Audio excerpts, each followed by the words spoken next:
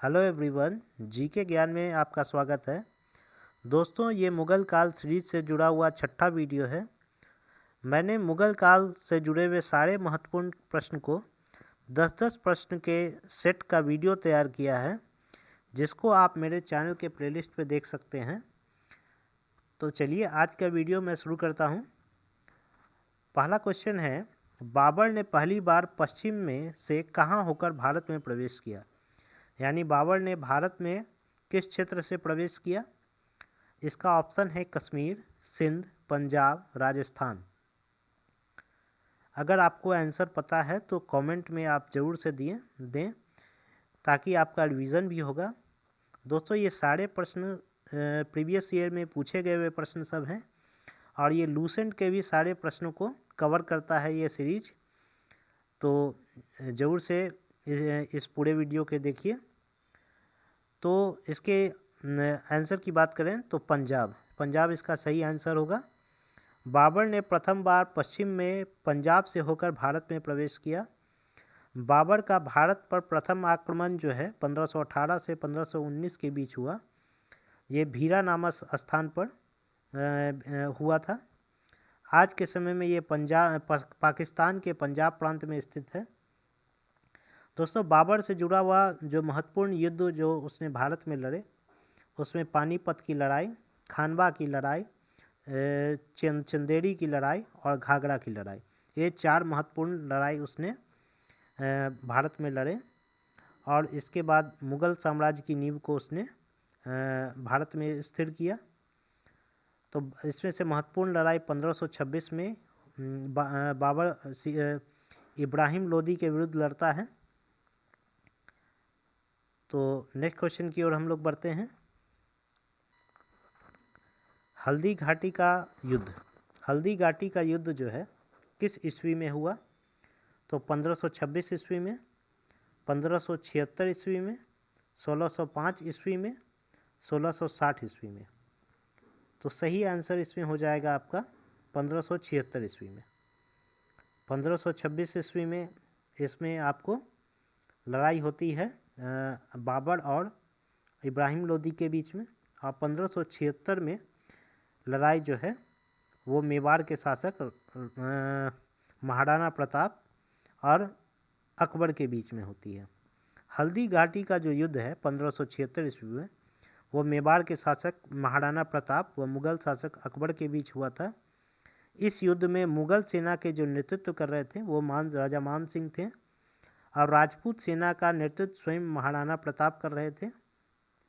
इसमें कुछ अन्य सरदार भी शामिल थे, जैसे अफगान के सरदार हकीम खान सूर इसमें प्रमुख थे। तो चलिए नेक्स्ट क्वेश्चन की ओर बढ़ते हैं। फैजी निम्नलिखित में से किसके दरबार में रहा? इसका ऑप्शन है हुमायूं, दारा शिकोह, बहादुर शाह जफर, अकबर। इसका सही आंसर आपका अकबर हो जाएगा। फैजी जो है अकबर का दरबारी कवि था। इसने अनेक ग्रंथों की रचना की और अनेक भारतीय ग्रंथों का इसने फारसी में अनुवाद भी किया, जैसे लीलावती, महाभारत आदि अनेक ग्रंथों का इसने फारसी में अनुवाद किया था। अनेक हिंदी पद रचनाओं का श्रेय भी फैजी को ही जाता है। फैजी के अधीन अकबर ने अनुवाद विभाग की स्थापना की थी। अकबर ने अनुवाद विभाग खास बनाया था, जिसके अध्यक्ष फैजी थे। चलिए नेक्स्ट क्वेश्चन की ओर बढ़ते हैं। किसके समय में मलिक मोहम्मद जायसी ने पद्मावत की रचना की? पद्मावत की रचना किसके समय में की गई थी मलिक मोहम्मद जायसी की? ऑप्शन है आपका अकबर, शेरशाह, बाबर, औरंगजेब। तो सही आंसर इसका शेरशाह हो जाएगा। पद्मावत हिंदी साहित्य के अंतर्गत सूफी परंपरा का प्रसिद्ध महाकाव्य है। इसके रचनाकार जो मलिक मोहम्मद जायसी हैं, इन्होंने इस महाकाव्य को दोहा और चौपाई छंद में लिखा है और इसकी भाषा जो है वो अवधी भाषा में है। ये कभी कभी क्वेश्चन में पूछ देता है कि पद्मावत की भाषा कौन सी है, तो ये अवधी भाषा की है। अवधी भाषा में इसे लिखा गया। पद्मावत पे हाल के दिनों में ही कुछ साल पहले आपको एक मूवी भी आई थी पद्मावती। चलिए नेक्स्ट क्वेश्चन की ओर हम लोग बढ़ते हैं। किसने चौसा की लड़ाई 1539 में हुमायूं को पराजित किया? हुमायूं की चौसा की लड़ाई में हुमायूं किसके द्वारा पराजित हुआ? तो ऑप्शन है आपका शेरशाह, महाराणा प्रताप, शिवाजी महाराज, इनमें से कोई नहीं। तो इसका आंसर हो जाएगा शेरशाह। शेरशाह ने हुमायूं को 15 साल तक जो है दिल्ली की गद्दी से बाहर रखा। उसने 1539 में चौसा की लड़ाई लड़ी, फिर 1540 में उसका हुमायूं के साथ युद्ध होता है, जिसके बाद हुमायूं को दिल्ली छोड़ के भागना पड़ता है। चौसा का युद्ध भारतीय इतिहास में लड़े गए महत्वपूर्ण युद्धों में से एक है। इसमें हुमायूं और शेर खां की सेनाओं के मध्य गंगा नदी के तट पर, उत्तरी तट पर हुआ था, जिसको चौसा नाम से जाना जाता है। तो चलिए नेक्स्ट क्वेश्चन की ओर हम लोग बढ़ते हैं। हुमायूं का मकबरा कहाँ है? हुमायूं का मकबरा ऑप्शन में है दिल्ली में, आगरा में, फतेहपुर सिकरी में, काबुल में। तो सही आंसर इसका हो जाएगा दिल्ली में। हुमायूं का मकबरा जो है वो दिल्ली में स्थित है। यह दीन पना अर्थात पुराने किले के निकट है। आज के समय निजामुद्दीन के पूर्व क्षेत्र मथुरा मार्ग के निकट ये स्थित है। मुगल बादशाह किस मुगल शासक ने 2 बार शासन किया? इसमें ऑप्शन है शाहजहां, हुमायूं, बाबर, जहांगीर। तो इसका सही आंसर हुमायूं हो जाएगा। हम जानते हैं कि हुमायूं जो है 1540 में शेरशाह सूरी से हारने के बाद उसको दिल्ली छोड़ के भागना पड़ा था। फिर वो आपको 1555 में वापस वो सिकंदर सूर को हराने के बाद वापस दिल्ली पर वो शासन स्थापित करता है। मुगल वंश का वापस से अपनी सत्ता को स्थापित करता है। ये बिलग्राम 1540 में बिलग्राम का युद्ध हुआ था, जिसमें शेरशाह ने हुमायूं को हरा दिया था। और बाद में 1555 में हुमायूं ने सिकंदर सूर को पराजित करके अपने खोए हुए साम्राज्य का अधिकार हासिल किया।